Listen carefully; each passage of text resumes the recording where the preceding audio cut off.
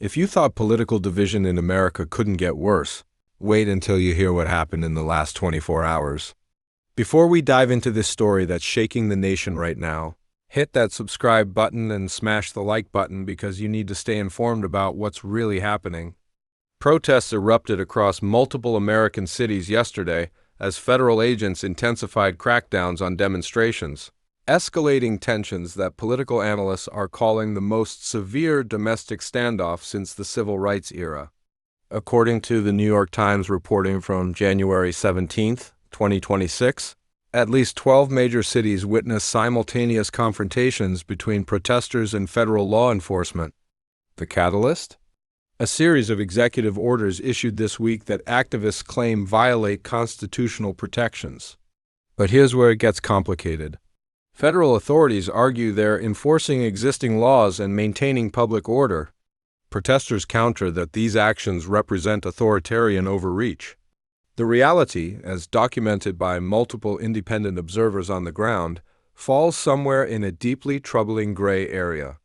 In Portland, Oregon, federal agents deployed tear gas and rubber bullets against crowds that the Associated Press estimates numbered over 15,000 people.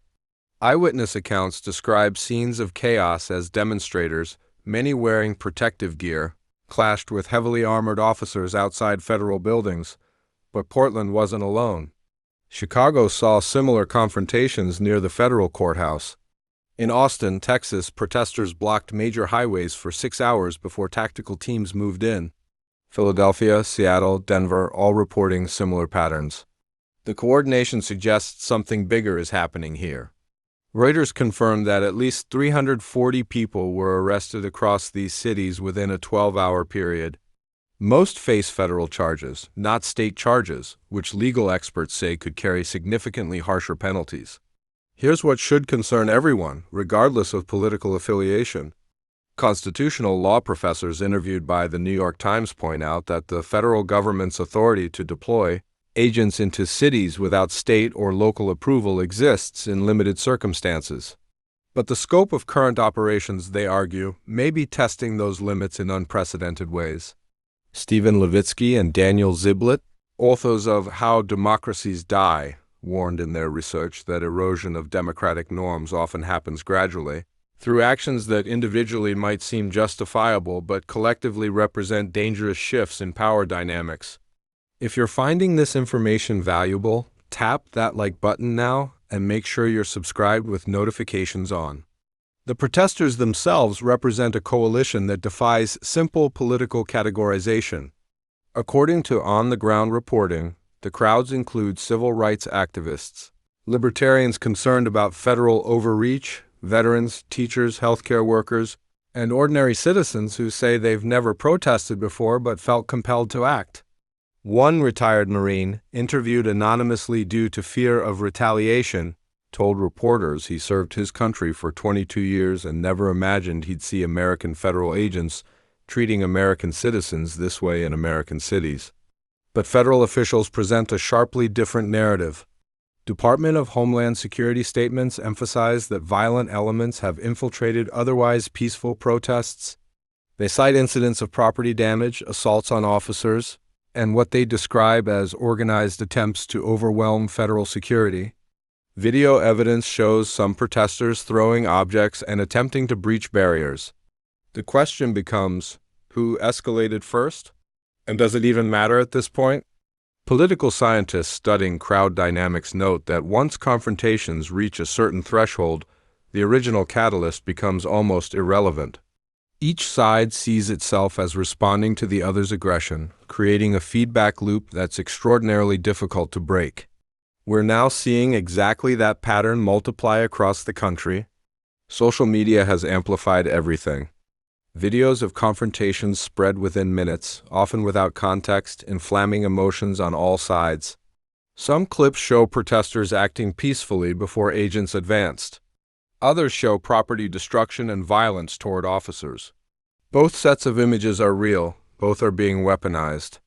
Major tech platforms struggled yesterday to moderate content, with accusations flying that they're either censoring legitimate documentation of government overreach or allowing incitement to violence, depending on who's making the accusation. The economic impact is already measurable. Downtown business districts in affected cities shut down yesterday. The Chamber of Commerce estimates losses in the tens of millions from just one day of disruption. Some business owners express sympathy with protesters, others demand order be restored, many feel caught in the middle.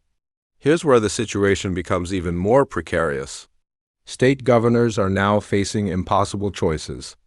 Do they request federal assistance, potentially inviting more federal presence into their states?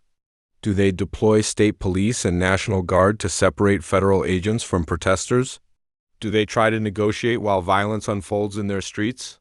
3 governors held an emergency conference call yesterday, according to sources who spoke to the New York Times on condition of anonymity.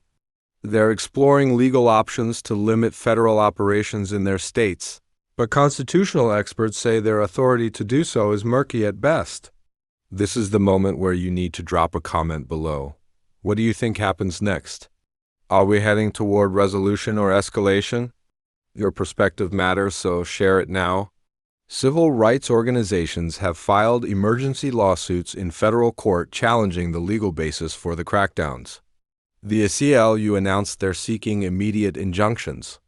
Constitutional scholars note that these cases could ultimately reach the Supreme Court, potentially establishing precedents that will shape federal-state power dynamics for generations. But legal processes take time, and the situation on the streets is evolving by the hour. International reaction has been swift and concerning for America's global standing. Allied nations expressed worry through carefully worded diplomatic statements. Adversaries seize the opportunity to highlight what they frame as American hypocrisy on human rights and democracy. The United Nations Human Rights Office issued a statement calling for restraint and respect for peaceful assembly rights, a message typically directed at other countries, not the United States. Local officials in affected cities report their emergency services are stretched thin. Hospitals treated hundreds for injuries ranging from tear gas exposure to blunt force trauma. Police departments designed for local law enforcement find themselves mediating between federal agents and their own communities. One police chief, speaking off the record, described the situation as impossible. Officers are caught between federal directives, local political pressure, and their own judgments about what's right. Morale, he said, has never been lower. Religious leaders across denominations called for calm yesterday, with several organizing interfaith vigils for peace. But even these efforts face division, with some congregations split over whether the protests represent righteous resistance or dangerous disorder. The media landscape reflects the same fractures. Different outlets covering identical events reach opposite conclusions about who bears responsibility. Americans watching coverage increasingly inhabit separate information universes with incompatible narratives about what's actually happening. This fragmentation of shared reality, researchers warn, may be the most dangerous element of all. Because when citizens can't even agree on basic facts about events, how do democratic processes function? How do communities heal? How does anyone find common ground? Make sure you hit that subscribe button and turn on notifications so you don't miss updates on this developing situation. Historical parallels are both instructive and unsettling. The 1960s saw similar confrontations between federal authority and protesters, though the political alignments were different. The 1992 Los Angeles riots demonstrated how quickly urban unrest can spread. The 2020 protests showed how modern communication amplifies and accelerates everything. But this moment has unique characteristics. The federal-state tensions are more pronounced. The information environment is more fragmented. The political polarization is more extreme. And critically, there's less shared trust in institutions that might mediate conflicts. Economic anxiety compounds everything. Many Americans are already struggling with inflation, job insecurity, and uncertainty about the future. When people feel economically precarious, social stability becomes more fragile. Small sparks can ignite larger fires. Some analysts worry we're approaching what they call a cascade point, where multiple crises intersect and reinforce each other in ways that exceed any institution's capacity to manage. Others argue that American democracy has weathered worse storms and will again. They point to the nation's resilience, its institutions, its traditions of eventually finding ways through division. Who's right may depend on decisions made in the next few days and weeks. Federal officials face a choice about whether to continue current tactics or seek de-escalation. State and local leaders must decide how to respond. Protest organizers must determine their strategies. Media must choose how to frame events. And millions of individual Americans must decide how to process what's happening and what, if anything, they should do. The stakes are enormous. We're not just talking about policy disagreements. We're talking about fundamental questions of how power operates in America, who has it, how it's constrained, and what happens when different levels of government clash. These aren't abstract constitutional questions anymore. They're playing out in real time with real consequences for real people in real American cities. Drop a comment right now with your thoughts. Are you concerned? Hopeful? Angry? Confused? The conversation needs your voice. What happens next week could set trajectories for years to come. Will cooler heads prevail? Will tensions escalate further? Will there be attempts at dialogue and de-escalation, or are we locked into a confrontational path? The reporting from the New York Times, Associated Press, and Reuters provides crucial documentation of events as they unfold. But documentation alone doesn't resolve underlying conflicts. It just ensures we have a record of how we got wherever we're going. Citizens across the political spectrum express exhaustion with constant crisis and division. Many say they just want normalcy, stability, and the ability to focus on their lives without fear of social breakdown. But when asked what they're willing to compromise or how to achieve that stability, consensus evaporates. This is the challenge facing America right now. Not just managing immediate confrontations in the streets, but finding a path back to some form of functional governance and social cohesion. Whether that's possible and what it would require remains one of the most important open questions of our time. If you found this breakdown valuable, smash that like button one more time, make sure you're subscribed, and share this video with someone who needs to understand what's really happening right now.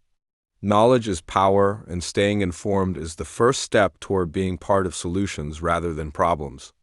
As the story continues to develop, more cities may see protests today. Federal response strategies may shift, legal challenges will proceed, and millions of Americans will wake up wondering what kind of country they're living in and what role they should play in shaping its future. Stay informed, stay engaged, and stay tuned.